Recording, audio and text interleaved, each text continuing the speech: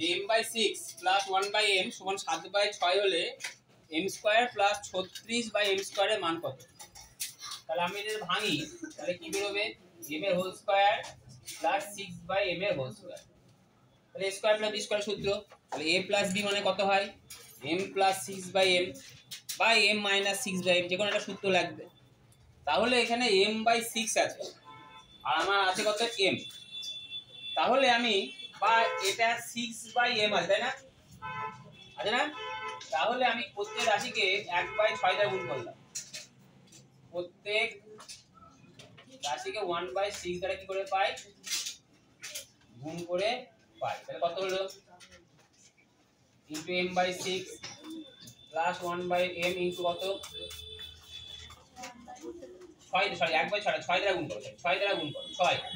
তাহলে কত হলো? ইনটু 6 সমান কত? 7/6 ইনটু কত? 6। তাহলে 6 6 কেটে গেল, আবার 6 6 কেটে গেল। তাহলে হলো কত? দাঁড়ালো কত বলো? m প্লাস 6/m সমান কত? 7। বুঝতে পারলে?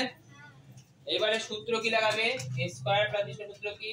a প্লাস b তার whole square minus 2 into m into 6/m কেটে দিলাম। m প্লাস 6/m মান কত? 7। 7 হোল স্কয়ার মাইনাস কত? 12।